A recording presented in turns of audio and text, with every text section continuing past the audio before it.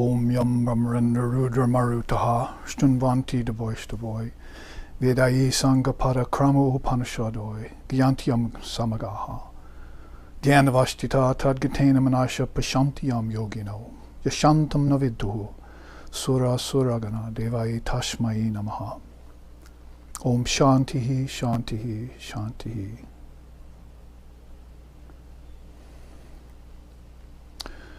Our eternal salutations to that one who is the truth of life and existence, whom the saints and sages refer to by many divine names, and whose divine actions are free of all karma. Our eternal salutations to that one whose glories are sung in the various scriptures of the revealed scriptures of the different religious traditions of the world, and whose infinite and undying grandeur no mortal mind can comprehend. Our eternal salutations to that one upon whom the devotees meditate in the shrine of their hearts, realizing an ineffable presence in their deepest contemplations. May he prompt our minds toward the path of truth and righteousness. May she reveal herself into our souls and dispel the gloom of death, fear, doubt, and darkness. Om peace, peace, peace.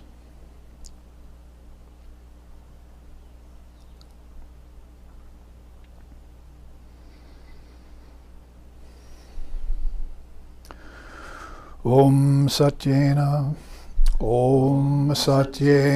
labhyastapassa yesa atma samyagyanena brahmacharyena nityam antaha sharirehi jyotirmayo hi shubhra yam pashanti yatayaha kshinadoshaha. Om shanti shanti shanti. The Atman, the indivisible self within all beings and all things, is realized through knowledge, through moderation, through austerity, and through veracity. All of these constantly cultivated.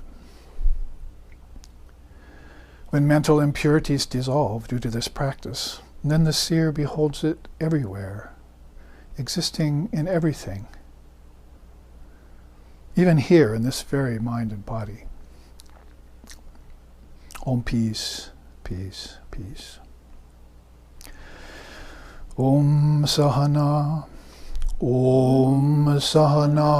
Vavatu Sahano Bhunaktu Saha Viryam Karvo Vahai Tejasvi Navaditamastu Ma Vidvishavahai.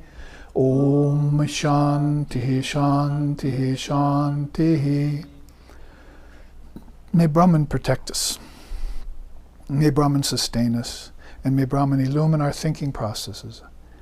May we not find fault with each other, with the world, or with the teachings. And may what we study be a source of inspiration to us eternally. Om peace, peace, peace. May peace be unto us. May peace be unto all. Om Hari Om. And further salutations to all beings, those here at our Bhadranath, Kedarnath centers in Hawaii, here surrounded by Ganga Pacifica, our own sacred mass of waters, 2,500 miles wide on all sides of our little island here, which we affectionately call Mani Dvipa, which is out of the scriptures means jewel island of essence.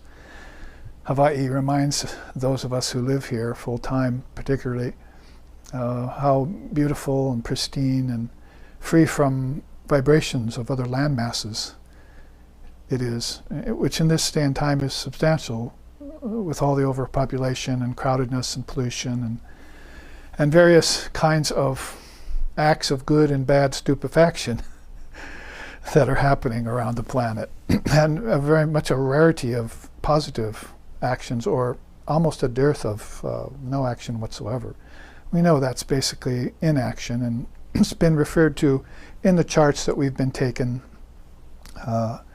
over the last two of these three in this 3-class series called Karma as Yoga.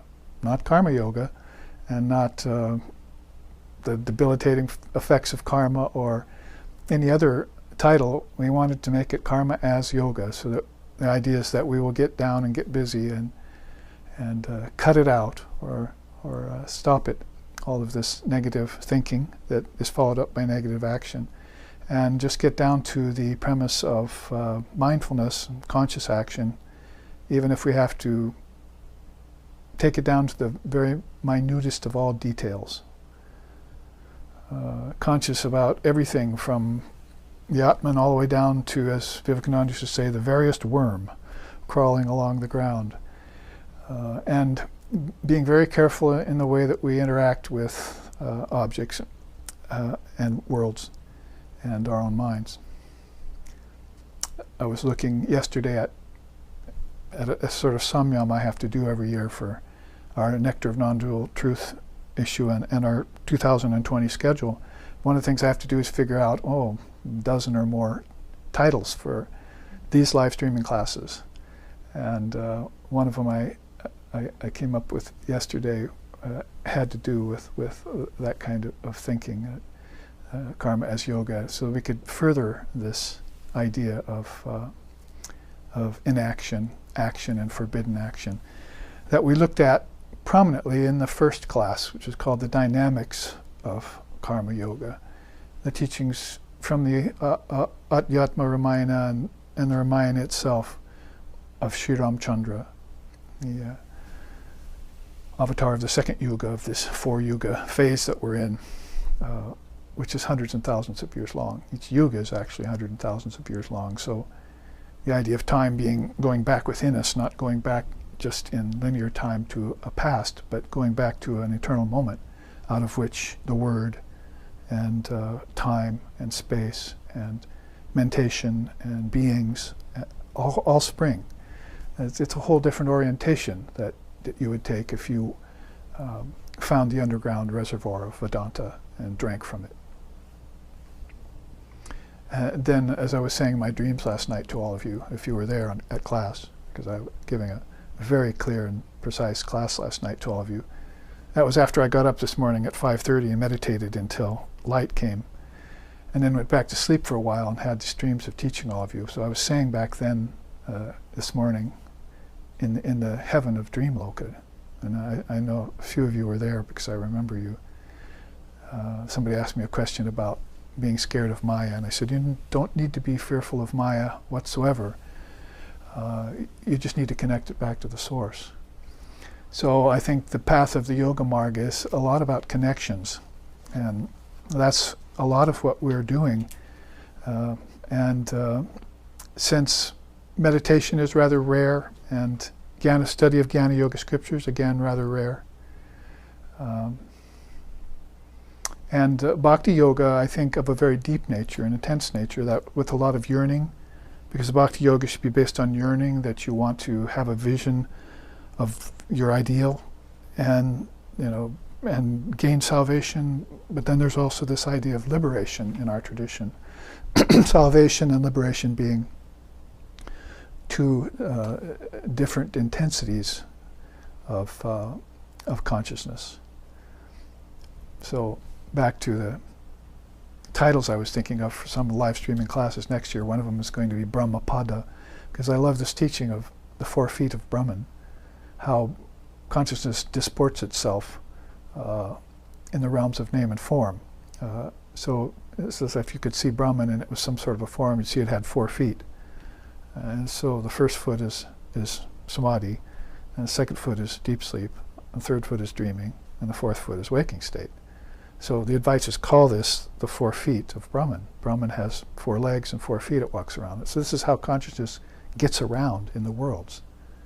It's almost as if the worlds and all of that happens in them is secondary to the fact that it's Brahman that's sporting in all of this. And if you base it on the premise that Brahman doesn't move, then it probably wouldn't work too well for you. Brahman is ever stationary. But on the other hand, you could say that if Brahman is all pervasive and doesn't move and is ever stationary, then what else but Brahman is coming through everything? So the 24 cosmic principles, like the fourfold mind, fivefold mind really if you add in the cosmic mind, and five tanmatras and the five subtle senses and the five active senses and the five elements, these 25 or 24 cosmic principles in Samkhya Yoga are really just another way of explaining that how Brahman disports itself through all of these things. You just have to remember it is not the thing in itself. That is thing with a lowercase t. It's a that with a uppercase t, not a thing with a lowercase t. So in that case, then you would be this witness of all phenomena being action that beings are doing in all these worlds. And then you could see, as I was saying again in my dream last night, Maya is like an imbricate web, and there's a mellifluous flow of consciousness running through it. So you would be like looking at the stream and then not recognizing the stream bed. Or Thakur Sri Ramakrishna used to say, it's a perfectly windless day here, but if you just put a kite up a few hundred feet, you'd see how windy it was up there. So you don't know what's going on above you, and you don't know there's water flowing underneath you. And so people are falling into this hypnotism that only their bodies and senses are real. So one of those titles, again, for next year's class is how to deify the senses and their objects. We speak about it a lot in Tantra particularly, how to deify things, but in that class series we'll go through how to actually purify or deify the process, what the dynamics are of not just the cosmological projection from the mind, which we call sankalpa, which is a very powerful teaching to entertain, but actually the grosser dynamics of the thing, how objects get formed and how they come from us but we don't know it. And then we encounter them in the outer world and get attached to them or averse to them, as the case may be. Try to covet and own them when it's not possible to do that. All these dynamics that are going on are really kind of the grist of the mill of karma. It's what causes us reaction. You know, in India, non-reactivity is one of the highest teachings, and it's not something that's very easy to attain, not to react to anything. You would be criticized for it if you were a master of it in this Western society. Oh, it doesn't react to anything, how sterile, or it doesn't care, or it's not compassionate. They'd throw a bunch of things at you because you were just steady. But what else to be in the midst of all this when it never stops? What's hitting the fan again all the time, as we say, you know.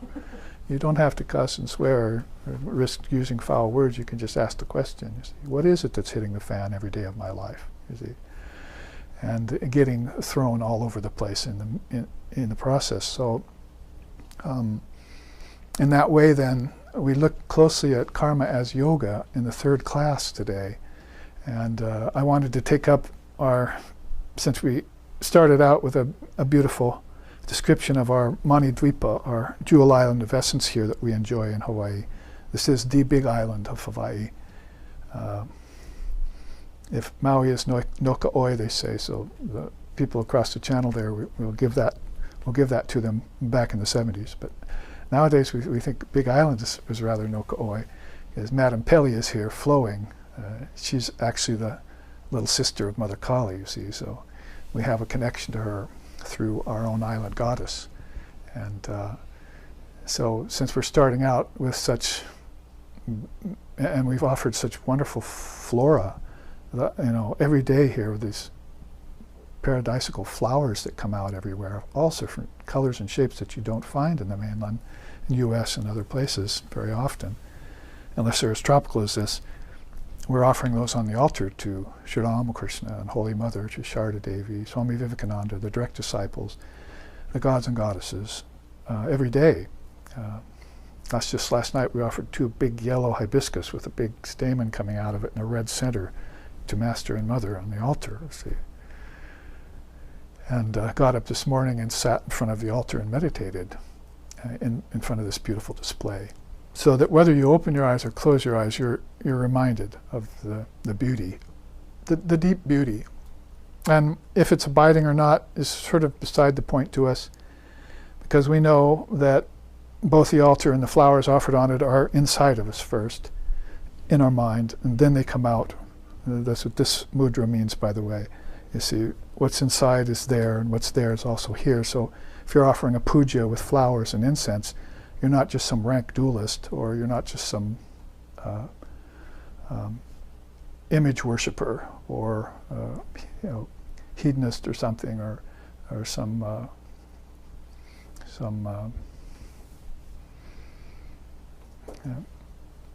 of the other titles that they call people who worship nature.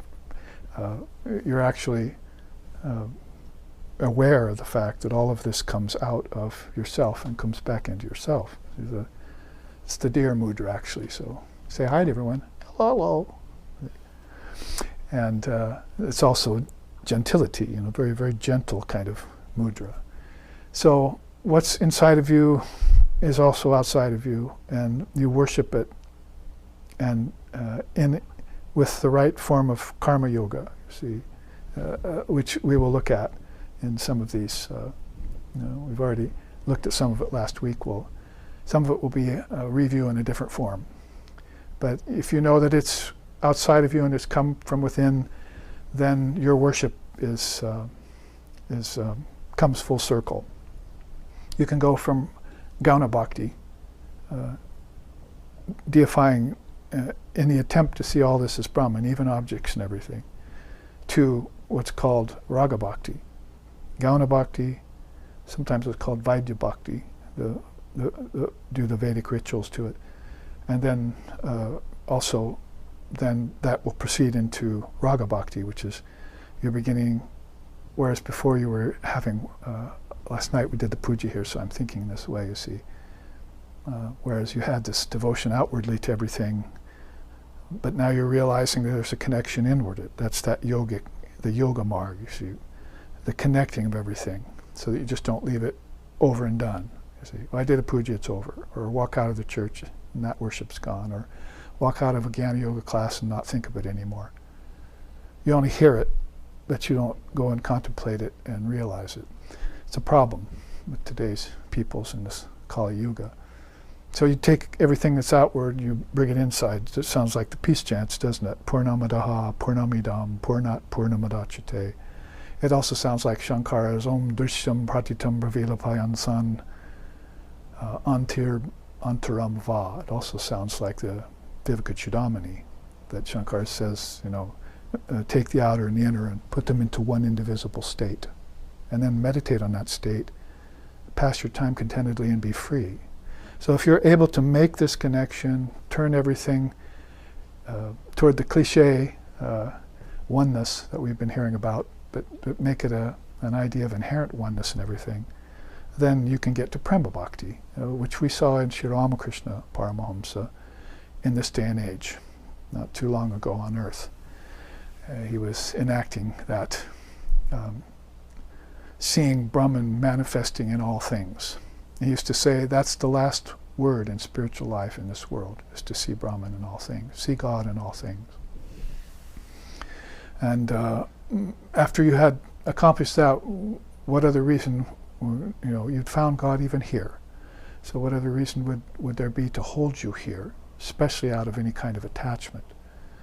You'd only stay out of compassion like a bodhisattva, or to sport in front of everyone to show the beauties of samadhi, or in lieu of our topic today, show the beauties of action in inaction, because that's also just right here on the chart. Those who see action in inaction, and inaction in action, they truly see.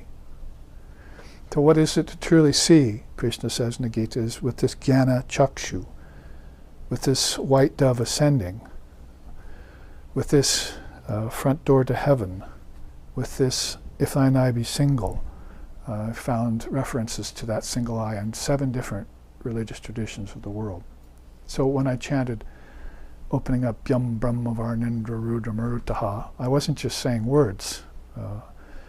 I was actually reciting the revelations of the seers of the past to say that they do see Brahman in all of this. And when they do, they become inactive, even though we see them moving. They become beyond thought, even though they're giving birth to the highest of all thoughts. And we see them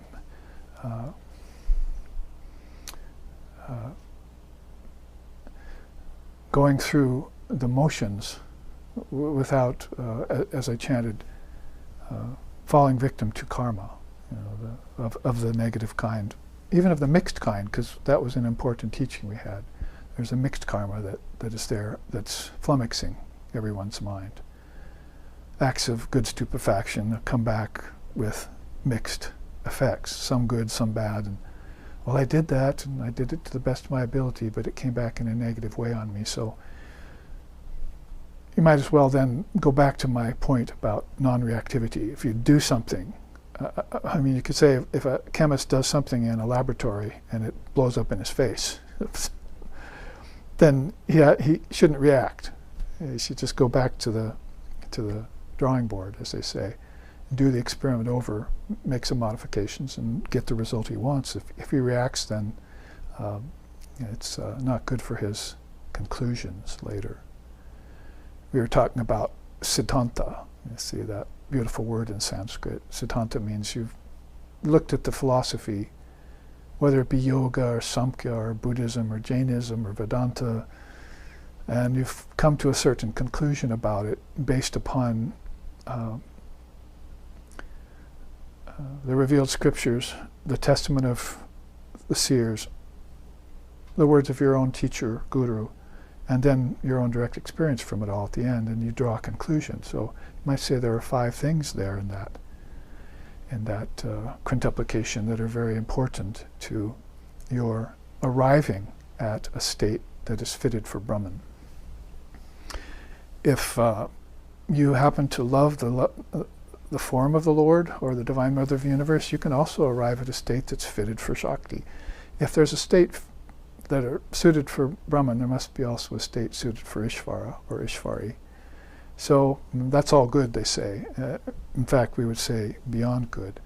So we would come to that conclusion, and then that would be how we would proceed, how we would undertake all our actions. And if the actions were running counter, the deeds are running counter to the thought, then we'll have to move back into our thoughts and adjust those a little bit, and then come back from that laboratory and see if the effect is the way we want it.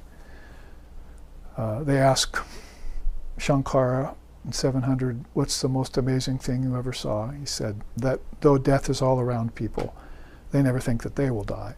So that to him was amazing. He would rather meditate on death and see his own death, see the death of his ego. He won't have to do it later when his body passes. He won't have to writhe in the grasp of death or in the suffering of karma, because he's already died. The Zen say you should die on your zafu. I'm sitting on a zafu right here. So the Zen Buddhist teachers will say, they'll ask you, have you died upon your zafu yet? If you go in and take zazen with them and so forth.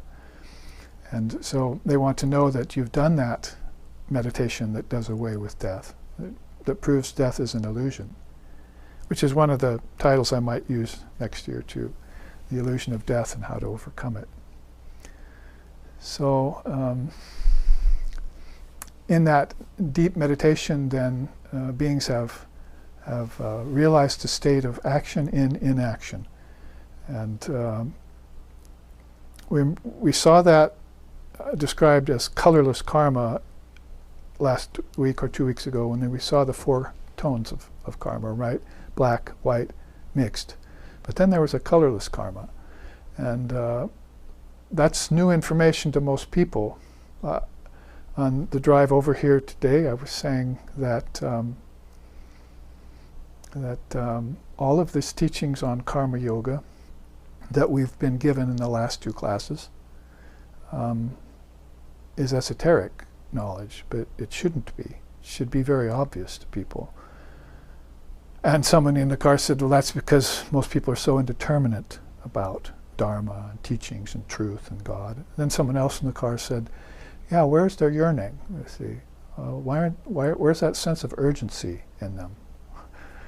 So I was getting, it was like being in my dream last night, getting questions and answering.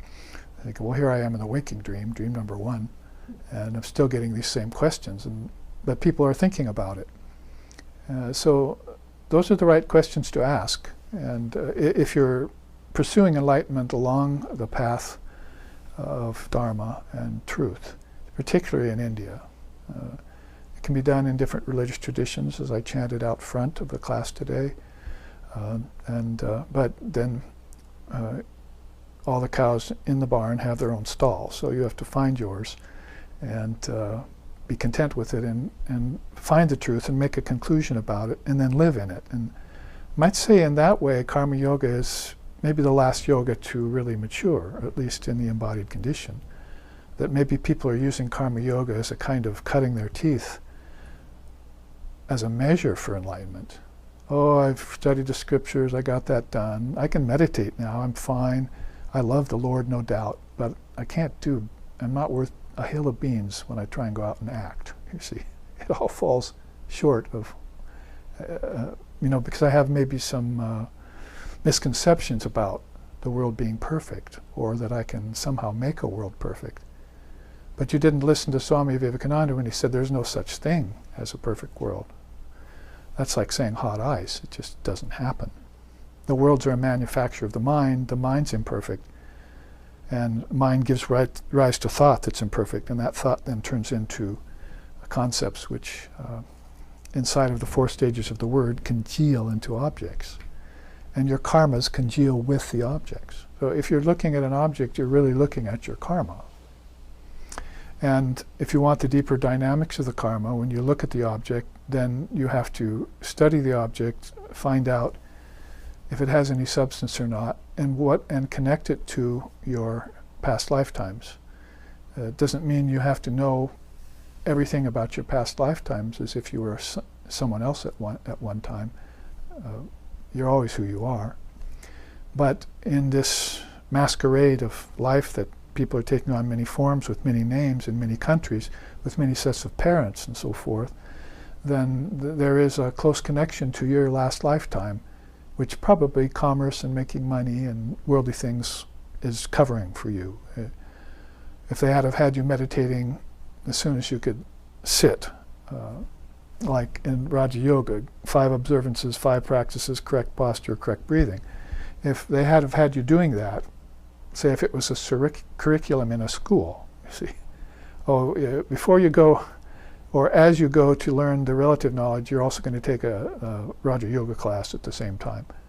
Then you would be learning everything in this posture, with your breath under control, with non-violence in your mind, with truthfulness in your mind, with non-covetous in your mind, with brahmacharya in your mind, with austerity in your mind, with love of God in your mind, and purity in your mind, and that's 8 of the 10 anyway. So the yamas and niyamas would all be there, and when you did take in relative knowledge, it would remind you of your past lifetime. Because everyone's doing it all the time.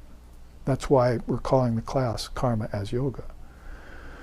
So it should connect you to Smriti, but not if the vein of consciousness is not running through it, like water underground or wind up high. If that isn't there, then the ego's in charge. But if consciousness is there, then consciousness is in charge. It's a very nice title for an article. When is consciousness in charge? Answer, when the ego is not, you see, and vice versa. When the ego's in charge, consciousness disappears. So the world comes forward and Brahman disappears behind it, and that's Maya. It's called covering power. Avarana Shakti gets into people's minds. And forgetfulness takes over. And unfortunately, that forgetfulness isn't just a one-lifetime thing. It causes people to have spiritual amnesia. The amnesia you're worried about in this life, that's nothing. What you really ought to worry about is forgetting your connection to Brahman, forgetting your connection to Ishvara, forgetting your connection to your own Atman, forgetting connection to your Buddha nature, forgetting connection to the Word, forgetting connection to the Trinity, forgetting connection to the higher gods and goddesses. Shall I go on? And finally, remembering fully who you are in this very lifetime and having a conclusion about it that is unimpeachable. And then you can say, well, gee, I have faith now. Shraddha is in me. And from then I can get mumukshutvam, a real desire to be free. With that as a preamble, which I like to give to warm us up philosophically, because this Dharma is not something to be taken lightly. It's not something that you approach without seriousness. So it's okay to be serious. I'm giving you permission in these 3 hours to be serious with me. And even though I may throw a few jokes out there, or attempt to, well, nevertheless we'll know that it's all done in the spirit of deep dharmic empathy with all the struggling beings on the planet. And those who aren't struggling or are just enjoying and so forth, their time will come. Right now you have this urgency about you. So you have this lifetime of yearning. Why else do you see the Hasids bowing to the walls and the Sufis spinning around and the Zen Buddhists meditating for 8 hours a day, and all the different religions of the world? They're engaged in intense austerities, each of their own ilk and their own kind according to their religion and their teachers. And as if the very spinning of the worlds themselves, both outside and inside your mind, are based upon that premise of spiritual insomnia. See, awakening is part of the battle. Now you've got spiritual insomnia. That's how our founder Lex Hickson here in SRV Associations used to put it. A nice term. So I want to take you then straight away to this paths of action and inaction, with its accompanying chart, the 2 complementary paths, because this takes apart the 4 yogas better. Now we're using them today with the emphasis on karma as yoga. So we want to look at these the paths of action and inaction. It probably would be more profound to look at the path of action if you knew there was an opposite to that. And this is what I'm calling esoteric knowledge. A lot of people don't know about the 4 colors of karma, the dynamics of karma yoga, the 4 kinds of karma, sanchita, prarabdha, and agami, and kriyamani is another. So this is esoteric knowledge, but it's available, and so it doesn't need to be esoteric. And a lot of people in the same way don't really know about the 4 yogas, even though Swami Vivekananda has called it the yoga of the sage. So we will come to that quote, but let's look at it.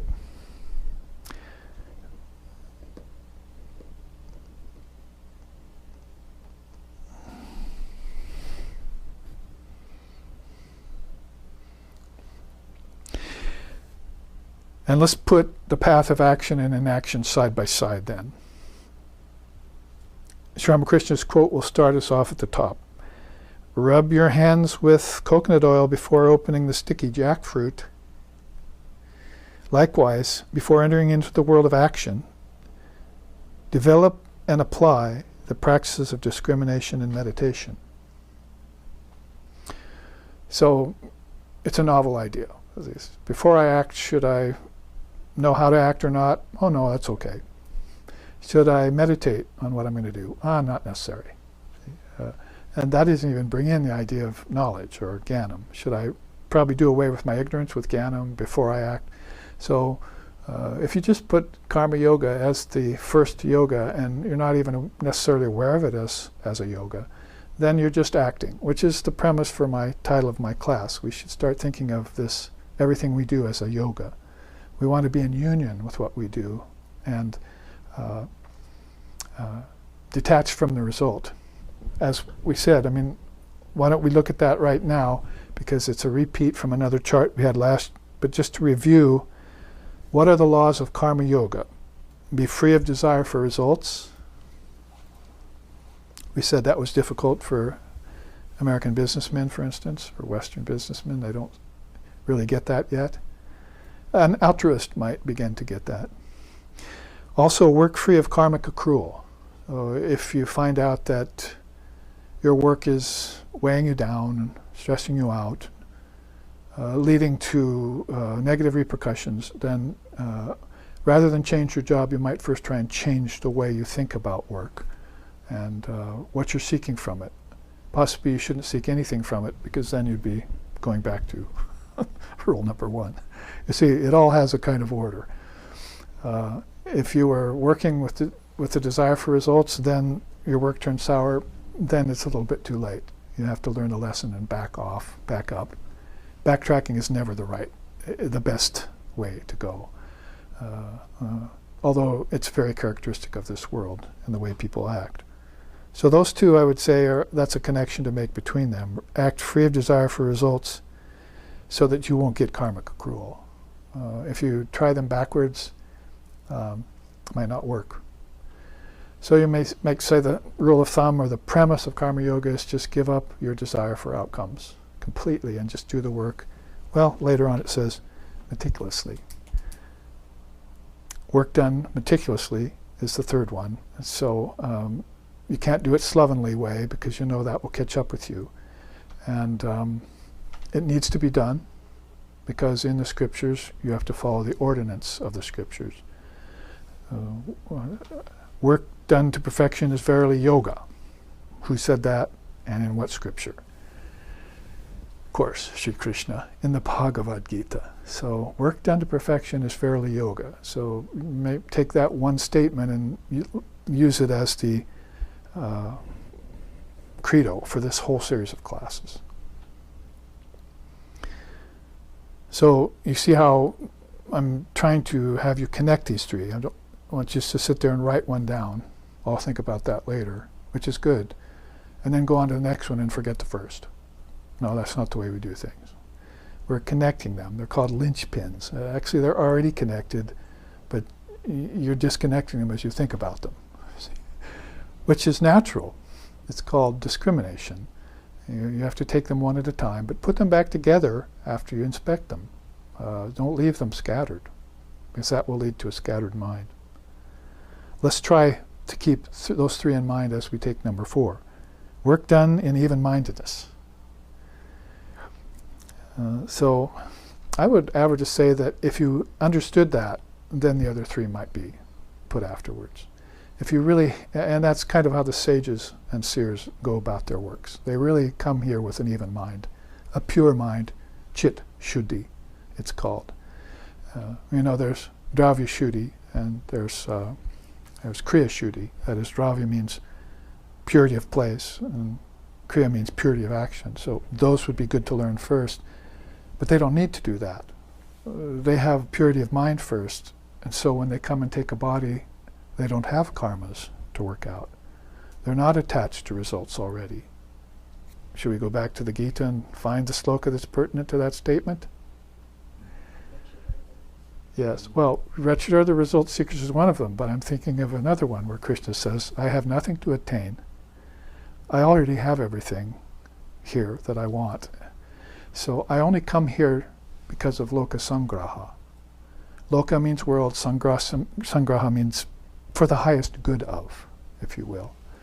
So there's a prime example, Sri Krishna in the Gita, of a being who is living up to that, those first 3. But in the 4th, that's hidden, isn't it? He's already got a pure mind when he takes on a body. So right away, your conclusions, if you made them earlier, change. Oh, he had other lifetimes. Didn't that happen to Arjuna on the battlefield when he saw the cosmic form, Vishvarupa Darshana? And he saw Krishna's real form and said, oh, return to your 2-armed form, please. Enough of that. I'm sorry I asked, kind of thing. When he saw this beatific vision. But basically then he knew that Sri Krishna was the Lord of the universe and had other lifetimes, because Krishna then came forward and told him so. I've had many lifetimes, Arjuna, so have you. I remember all mine, you've forgotten yours. It's not rocket science. It's not hard to understand.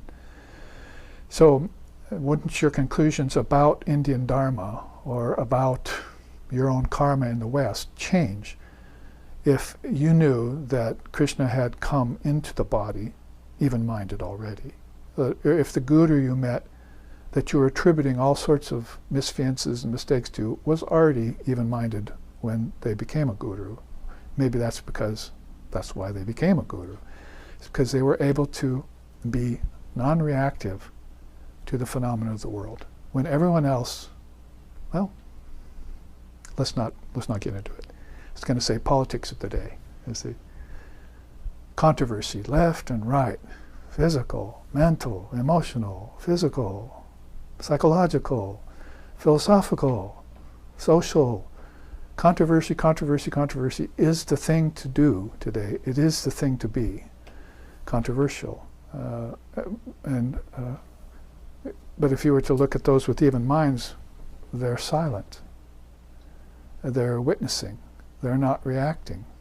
Are they callous? Are they hard-hearted? Or are they really the wise ones who don't get into this constant round of birth and deaths and ignorance, which ends up in a lot of bitterness and contention and war? And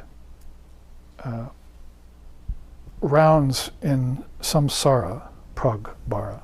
You see, before the idea of samsara and everything was really in vogue, Lord Kapila had already titled it Koivalya pragbara, samsara pragbara. So there's a river of souls that is flowing toward freedom. And then there's a river of souls that are dammed up in samsara. They can't get out of, like, the first three chakras, you see. They can't get beyond their ancestors. So several thousands of years later, in the exact same spot, Kapila Vastu, the birthplace of Kapila, Buddha was born. And he was on the rag about your being born with your ancestors and how Hinduism had fallen so low. Somebody asked me that question just 2 days ago. Why? It was actually a person from prison called me, so I was talking to them and asked me about Buddhism and how it is different or the same as Vedanta, and why the Buddha, what the Buddha taught at the time, and why he didn't follow the Vedas to the letter, why he came up with his own rebel child teaching, as some of the Swamis in my order call it. That is basically the Four Noble Truths and the Eightfold Path. He came up with those things because religion had fallen in India at the time. It wasn't in a good state. Can point to the outer world here, and Christianity not in a good state. See, Judaism not in a very good state. Maybe religion never is in a very good state unless it's true religion. That's Swami Vivekananda's opinion. Irreligion is masquerading as religion, or conventional religion takes the place of real religion. So it's very hard to see the true beings who are practicing Dharma in any given religion, because that's like water under your feet or wind above you that you can't feel. But it's there, and therefore Dharma is brought forth in India every age. Loka Sangraha, as we were just saying. So some commentary on this beautiful idea of even-mindedness. Now, if you want to put it more directly, you could say in the fifth here, and try and keep these connected, work done in failure or success. You keep up your action, whether it overflows with full fruition or with none. I'm quoting Swami Vivekananda out of his Song of the Sannyasin there. Whether it overflows with full, I'm not in Song of the Sannyasin, in his poem to Divine Mother of the Universe. Whether it overflows with full fruition or with none. That is basically, had this beautiful verse to Divine Mother. She who, since birth, has ever led me on through paths of perfection, through paths of trouble to perfection's goal. Mother wise in her own sweet, playful ways. She who has always and ever illumined my soul. She, the Mother, is my refuge, whether my work overflow with full fruition or with none. Paraphrasing partly those lines to his beautiful hymn to the Divine Mother of the universe. She is my refuge. She is my special thing, he said. So this being informed by this higher agent is very much like the reason why they come with such even minds. They've already made their conclusion about who's in charge here. Like that sticker about Mother Pele I bought at a health food store a couple weeks ago. You know, she's in charge. She's forming the earth under our feet and causing an island to spring up in the middle of waters, boundless waters. She's in charge. She's under control. So, in that way, then they're even-minded, and when they come here, they will do the work whether it fails or succeeds, and leave the results up to her. It's a little bit of an expansion on number one, but it's a definer, closer definer. Now let's look at the next three. Remember, keep them connected, because this is a picture of karma yoga that we're being given by illumined souls. Work done is worship. Well, this takes, of course, using Swami Vivekananda's own English phrase that he coined in the late 1800s here in the West. Work done is worship, labor is love, were things he said. So this gives it a more definite turn, doesn't it? Because you could say, I want to do all my work consciously, and go about being very meticulous about it, and very careful, and mindful, and nonviolent, and so forth. But are you really worshiping the Lord in action? Are you really worshiping God and all beings? That's a deeper step to take. And you'll probably see the difference between then a rather even-minded person and an ecstatic. Someone who's getting bliss out of everything. I wrote my editorial for the new issue of Nectar a couple days ago, and I started out, there's a sloka in the Upanishads, the corn is showering bliss upon us, our children are showering bliss upon us, our works are showering bliss upon us. So in the ancient rishis, voice of the ancient rishis, they're really getting something out of their work. Not just even-mindedness or, oh, leave it up to Mother, you see, or devil take the hindmost, or any of that. They're really getting bliss out of the thing. This is what Swami Vivekananda later called exquisite pleasure.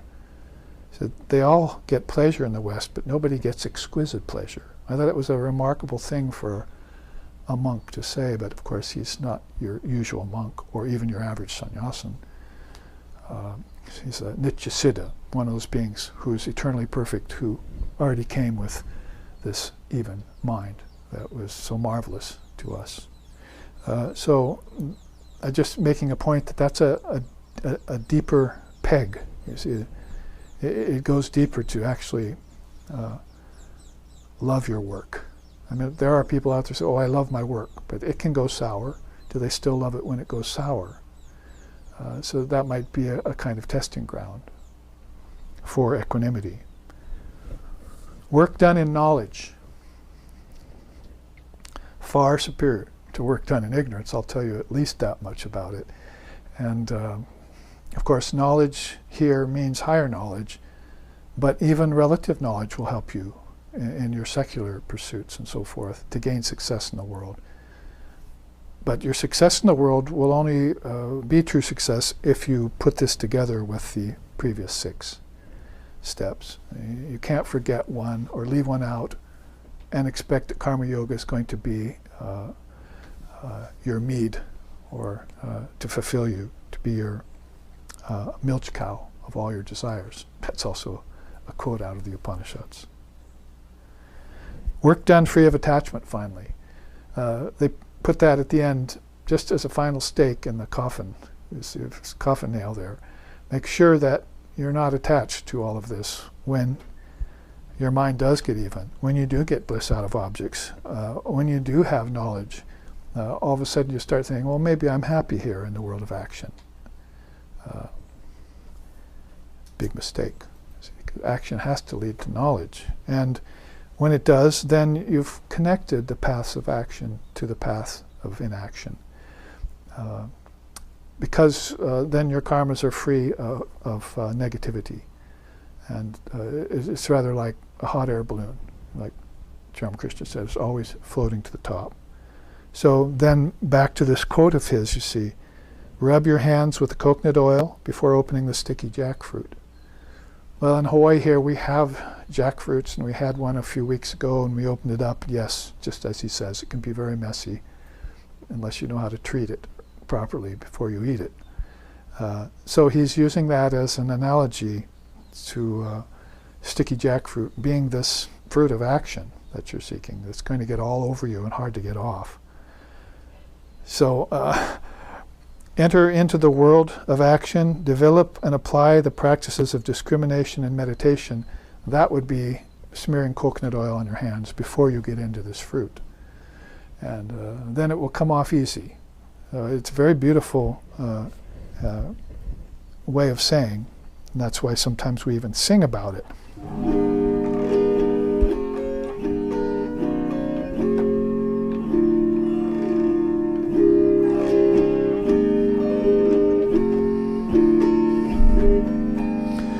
Shri Rama Krishna ek din jana magana huite jana meve pehchani narendra kaunate. Shri Rama Krishna ek din jana magana huite jana meve pehchani narendra kaunate.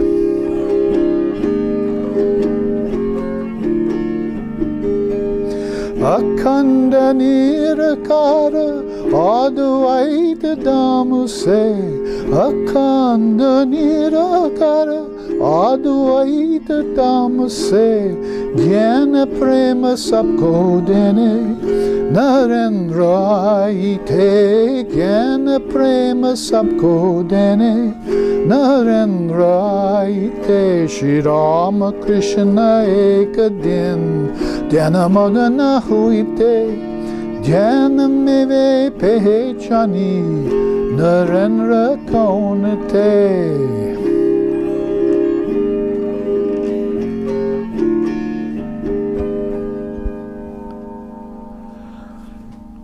So, akhanda nirakara, Advaita damuse. It's like basically appearing in the realm of the one without a second. Sri Ramakrishna and Swami Vivekananda emerged onto the field of karma to distribute freely the liberating message of ecstatic love and non-dual wisdom to all beings. So they did this right here in the field of karma, that is Bur Loka, the world, matter, the physical. And the implication is, of course, is that they came out of their soul, their Atman, their true self, taking on causal, subtle, and gross bodies, worked their way here. There are stories and songs about that I could sing too.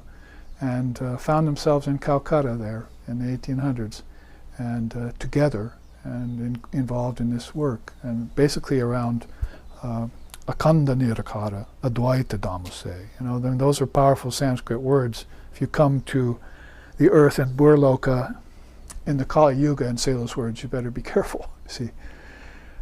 They're volatile, and people might not like them, but other people will flock towards them. Advaita being one of those words in which we're attracted to in this day and age, you see. So we're definitely very much enamored of the message of Sri Ramakrishna and Swami Vivekananda and how it, as that verse says so well, distributes ecstatic love to us and non-dual wisdom. You see, Sri Ramakrishna might epitomize the ecstatic love, and Sri Ramakrishna might epitomize the non-dual wisdom, generally speaking. So that is what we would sing if we wanted to honor and worship our Ishtam, or Ishvara, Sri Ramakrishna, because he's told us teachings that have to do with sticky fruit. And he's also given us the solution of coconut oil.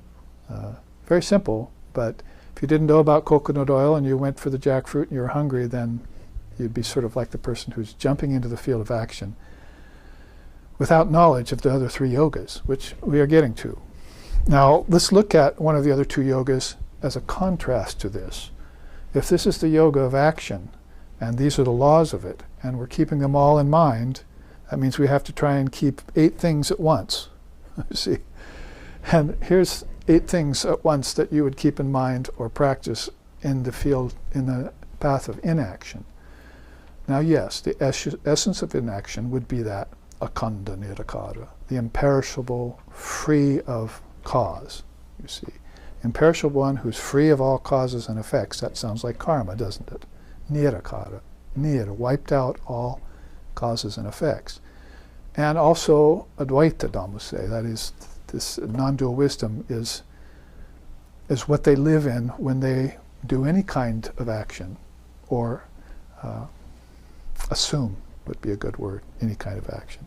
Thankfully in English there are words that we can use that don't step on the toes of non-dual laws, like assumption and superimposition, false superimposition, and non-actuality, and appearance, and reflection. Ooh. See, all these words really help us not to step on the toes of the Advaitic laws, because then it appears like Brahman's doing something when it really isn't. See? But in the case of the ego, it's always thinking it's doing something, and it's getting all these mixed results back. So when consciousness is in charge, or when the ego's in charge, the field looks entirely different. Even that very field of karma that you're on, that we just sang about, looks different when Brahman is in charge, or Shakti, and as opposed to when ego's in charge. So you need to compare those two and look at them in your deepest contemplations, as we chanted. How does it look when my ego's in charge today? Or how did it look yesterday when I know my ego was in charge? Like last night I burned the rice, you see. Oh, that doesn't happen to me very often, but a little oversight there, turned the wrong burner, see. So this morning we all had to meditate with the smell of burnt rice in the house. My bad, as they say, you see. I admit it. So basically these cause and effects come from actions that are ill-considered or done in a slovenly manner, forgetful. Everyone, it happens to everyone, as they say. But the thing is that, as Holy Mother said, and I started saying this earlier, didn't I, that Shankara said the craziest thing to him that he saw was that people didn't meditate on death when death was all around them. They didn't try and see through it. I forgot to finish that statement up a little earlier. When they asked Holy Mother that same question, she said, the most amazing thing I've ever seen, this is 1900s, is that people are doing all sorts of actions, making mistakes, suffering, and then they don't correct their actions. They just keep doing those actions through which mistakes are made, and so their suffering goes on and increases exponentially and so forth. So if a person looked into their actions and cut out those actions that were producing negative effects, and then looked at their life the next day, you'd be seeing the difference between when consciousness is in charge of your day and when the ego's in charge of your day. And you'd compare those, and you'd choose the one that's peaceful, blissful, free, and with less suffering, wouldn't you? But then maybe you'd only burn the rice once a year instead of 6 times a year, or every day, every night. People are making mistakes that give them suffering every day. And actually, they're not even understanding where their karma is coming from.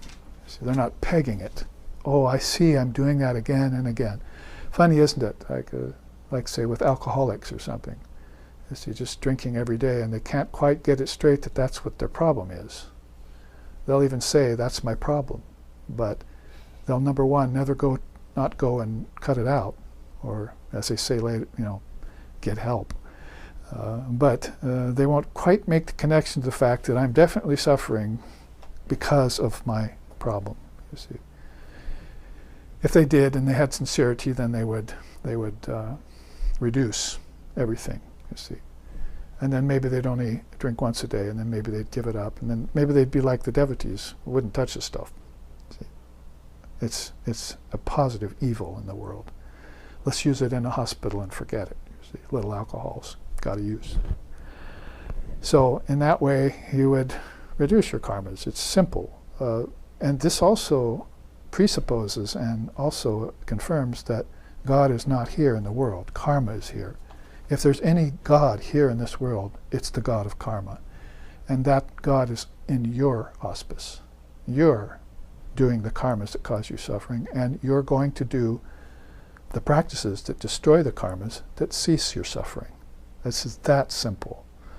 And then you don't have to blame God for suffering or praise God for getting out of it. You don't have to blame the devil for causing the suffering, nor put the devil away for getting away from it. It's all in you. And therefore, you've worshipped the right God in this lifetime. Now you can find God beyond the world, because God is transcendent of name, form, time, space, and causality or karma. So with that as a capper on these 8 laws of, let's look at the 8 across the board. And I was about to say that yes, non-duality is the Advaita of it, Advaita Vedanta. It's the Zen Buddhism of it. It's the Dzogchen. It's the highest actionless state of any given. It's the I and my Father are one in Christendom, and that is an essence that you see and accept and make a conclusion about. But if it's not working for you in your meditations, and it's not giving you samadhi, i.e. enlightenment, then you might want to look at what the seers tally up as being the greatest system for practice in India, yoga. And of course we're studying the 4 yogas right now with an accent on karma yoga. We looked at that. Let's look across the board at some of the points of what will lead you to inaction. Yama, the 5 observances, we already know that that's as difficult as that is for the people of nowadays. Let's try and be nonviolent. And that would range from everything from your food habits to how you treat other countries. Let's just put it that way. That's a wide enough scope, isn't it? So I'm not going to be violent to animals, and hopefully not insects when it's not necessary, and so forth and so on. And that's the very minutiae of karma yoga inside of ahimsa. But then you have to go all the way up to how I treat my fellow human being, which is other countries, whom I'm assuming are foreigners or something like that, with different religions, when all religion is actually indigenous to your soul. And so here is a gamut of ahimsa for you. It's just the very first observance, you see. And that's what's going to help you get into samadhi. If it's not there, are you going to get into samadhi? It's a good question to be asking and answering for yourself. So the yamas and niyamas, you see a lot of people jump to posture, and many postures too, which is actually not what Patanjali, the father of yoga, had in mind for you. This posture that you sit in is fine enough for you to get into samadhi, because you have to be actionless. It is the yoga of inaction, so try and be like Brahman, inactive. Assume the position of meditation and sit. And there's activity going on in your mind. Curtail that. So you curtail the body's action. You curtail the action of the breath. Speech is a good one too. Yeah, that's the doorway to yoga, but I was thinking more along the Raja Yoga rather than Shankara's yoga. So basically you curtail the breath, and then that curtails the prana, circulation. The person I talked to from the prison yesterday was saying, I don't understand how a person gets into a breathless state. So, and he had some confusion about Kundalini yoga and how samadhi was, he had to try and practice breathlessness, so he was trying to hold his breath. So no, that's not quite it. So, well, the Kundalini Yoga won't rise if I don't get into a breathless state, right? So, well, no, you're putting this a little out of order here. Breathless state will happen when Kundalini rises. It's the way you should be seeing it, you see. And actually, Kundalini doesn't rise and fall. It's always there. There's another thing that's kind of a misfiance in the way we think of Kundalini Yoga. She's always there on all centers. She isn't discovering them anew. She's helping you discover them anew when you get on her, when you grab her, the hem of her gown, you see. When you catch on the tail of the tiger and go for Mr. Toad's wild ride up the chakras, you see. And then maybe at that point you'll start to see higher visions, and all of a sudden you'll say to yourself, I'm not breathing. Like you wake up out of deep sleep and somebody next to you said, you weren't breathing for a long time, you know. Oh, did I lose any memory cells? No, actually you gained some. The key turns in the opposite lock in this Dharma. So basically, I'm just making a quick commentary. This isn't a course on Raja Yoga. It's really a class on Karma Yoga. But if we oppose across the board, we can see that aren't all of these early facets a kind of action? We have to take action against himsa, so we practice ahimsa. So we take the field of karma, like we just sang about, and we be very careful how we engage ourselves with it.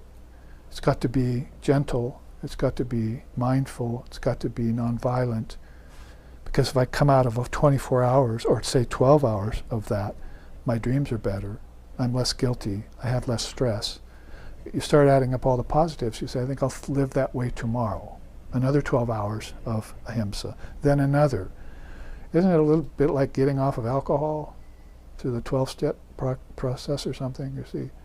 Basically, but this is the positive sadhana side of getting onto Brahman. You can get off of a bad habit, but you can attach yourself to a good habit.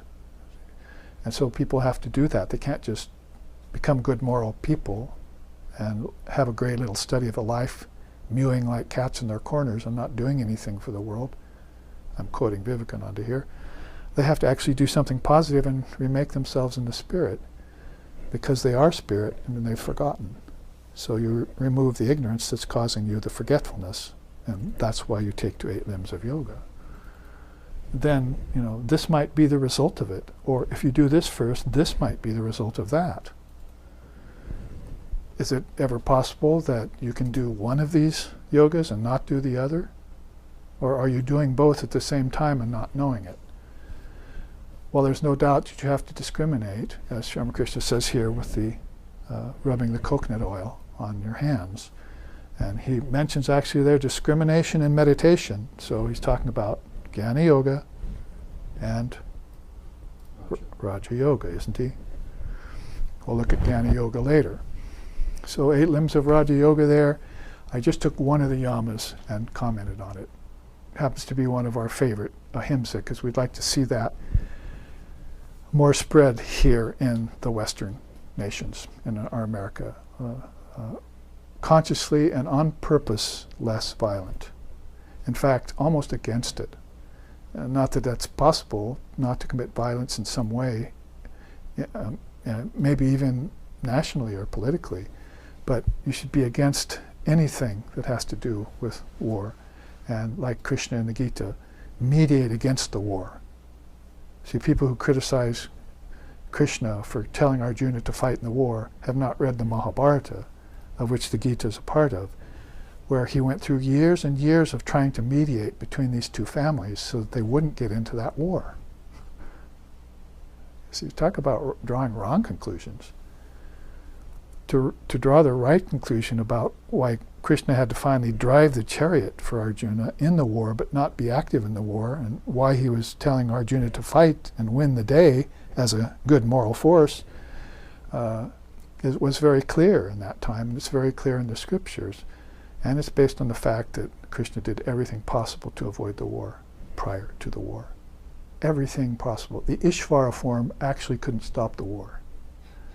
That's how pig-headed, belligerent people are on this loka in these bodies.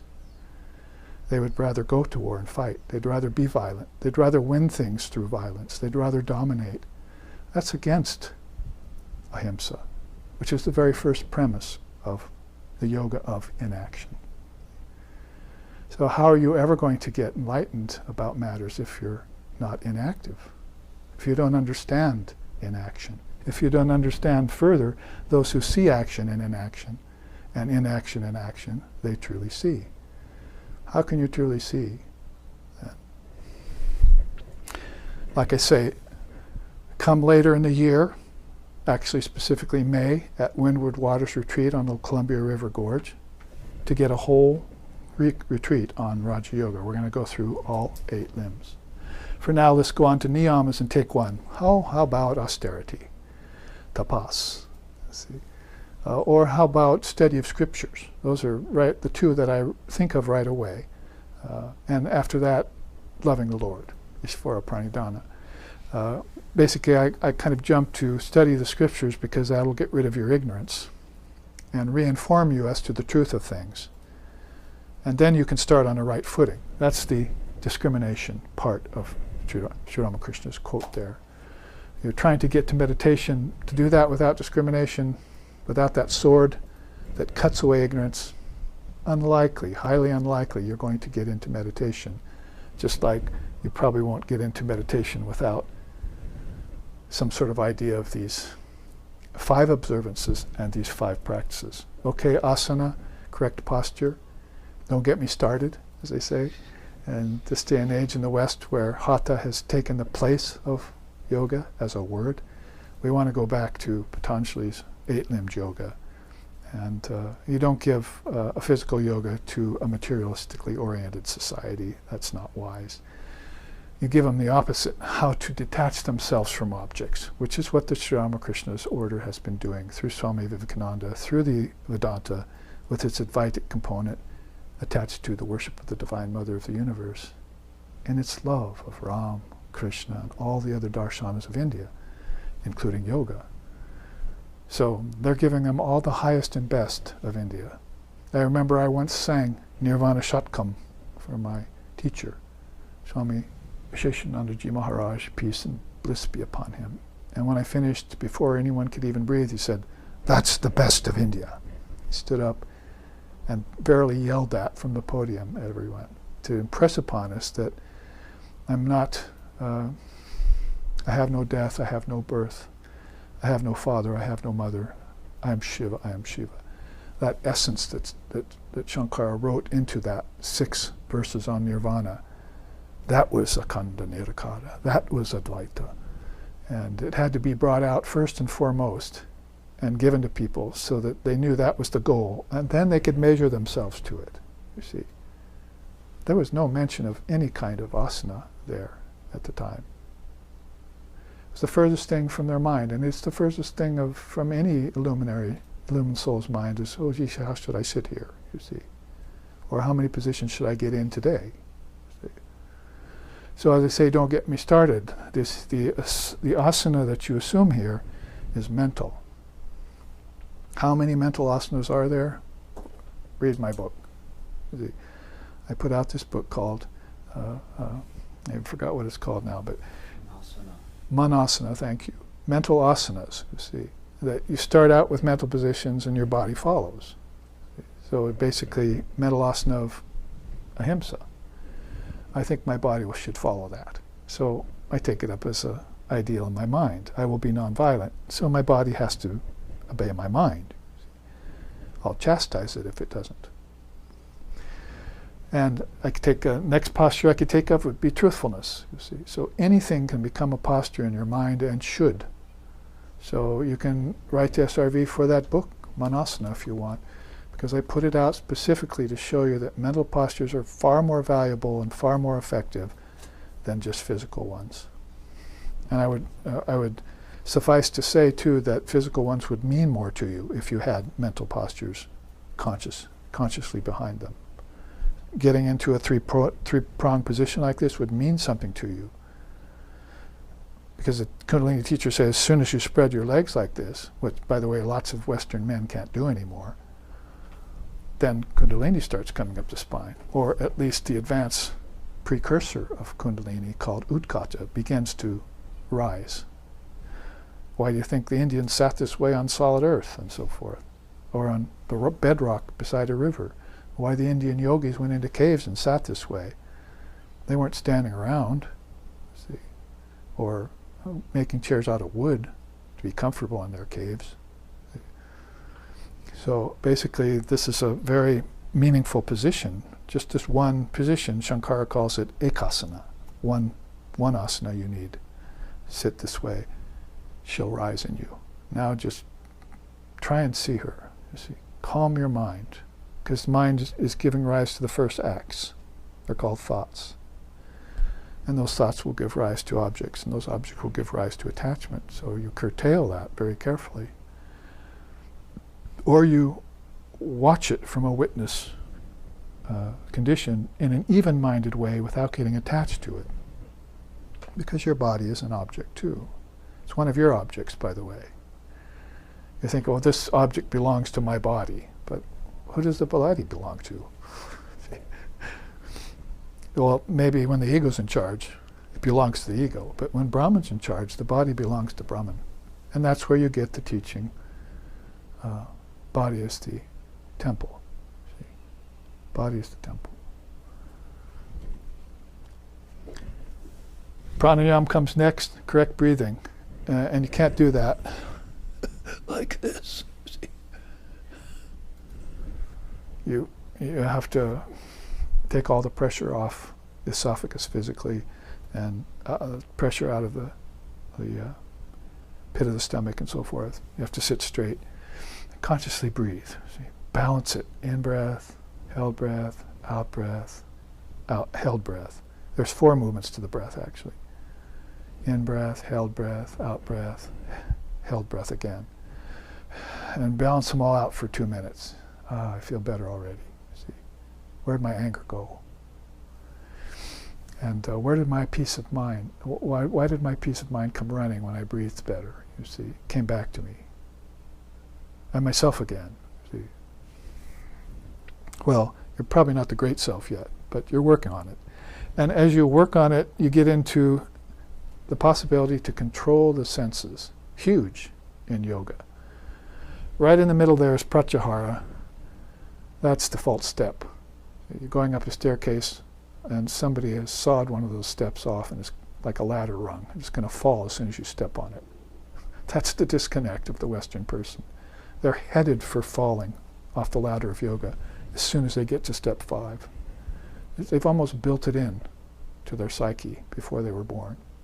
Let's see, I'll get there, I'll do some asana, I'll breathe, everything will be all right. I'll step on the 5th limb of yoga and fall flat on my face and never get up again, because I was never able to take my senses away from the objects. Or maybe this lifetime I will take my senses away from the objects, but I will never realize that the objects started inside my head as thoughts. So I can get rid of the physical objects, but I can't get rid of my thought objects. Then I'll fall on the 5th limb of yoga and I won't get to 6, which is concentration. I'll never be able to concentrate properly. It'll be an on-again, off-again affair, like hot and cold running water. See? Some splashing my face and other times burning me. Where's the peace of it all? See? Not until I get to samyama, 6, 7, and 8. So if I'm falling all the time on rung 5 of the ladder, then I never get to the yoga of inaction. The best part of it is not just stopping your breathing. It's not just sitting still in a forest for a while. It's not just sitting for 8 hours a day in a 30-day meditation retreat and going back to your old self again after all of that's over. It's actually arriving at the ability to concentrate on everything as God. Why do you think it's across the board from work as worship? Work as worship. Doesn't it pretty much equate? Then I get to dhyan, meditation, work done in knowledge. See, and at that point, then my knowledge becomes my meditation, and my meditation becomes my knowledge. And now I am not just taking an inner mental posture. From that posture, I can see all wisdom inside of myself. That's the beautiful thing. It might not be samadhi yet, but I've often said it, that if you can sit in meditation and contemplate these teachings of Dharma, that's the second best thing. Because as long as you can keep your mind on the Dharma, you're not restless, you're not sleepy, you're not having chanchala vritti, falling in and out of concentration and back again. There's a lot of problems. You're not wasting time, you're not brooding on your life, you're not thinking about past, present, and future. There's a whole bunch of things which you're not doing, which is vikarma. A lot of things you're not doing when you concentrate on the Dharma teachings in meditation. All right, let's call it contemplation, but at least I can concentrate on it. So maybe concentration, contemplation, and meditation are their own samyama. And maybe long before I'm pining for the fjords of samadhi, maybe I should get into that samyama before I try and reach the goal, before I leap for the highest thing. So basically, your highest rung of samadhi. Does anyone stand on the top rung of a ladder? Don't they put signs on every ladder you buy at the hardware store? Do not stand on this step. They actually write it on the ladder, you see. So maybe it's not a step at all. You've arrived and your balance is perfect, you see. But if you want to go back down the rungs to help people, you're going to have these to your credit. So maybe you can call this just a little bit of a precursor to the retreat we're going to give in May up the Columbia River Gorge. Hope to see you all there with a full interest in the eight-limbed yoga. But here's basically what the yoga of inaction looks like as a classic traditional system. This is sadhana. And this is preparation for sadhana. And you might say Vedanta is the goal. So I think maybe it's a good place to stop for our break, because we have looked side by side with these. We might look at the rest of this chart plus the other Koa Eula bird chart. I didn't tell you much about the bird. I told you more about Hawaii, but we can get to that after our break. And we will have some on this first day of December, which is the month of Holy Mother Shisharda Devi's birthday. And so we're all in a festive mood, spiritually speaking. We will have our treats at the break called prasad, purified food. We hope you will too, in a very mindful and non-violent way, and come back for the second half of this final class called Karma as Yoga.